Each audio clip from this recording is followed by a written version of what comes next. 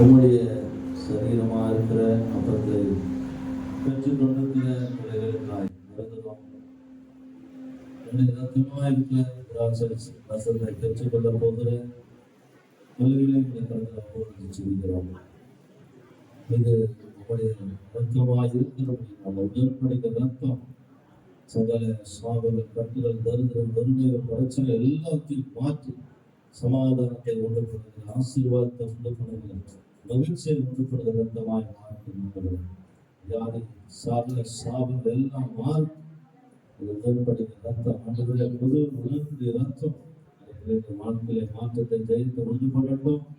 தேவனுக்கு கீழ்ப்படிந்து அதை செய்யும் போது இந்த ரத்தம் விசேஷித்த திறமைகளாக கொண்டு போகப்படும் சொல்லுகிறார். நடந்து பொருட்படுத்தவும் ஆசீர்வாதம் இயேசுவின் நாமத்தில் பிதாவே ஆமென்.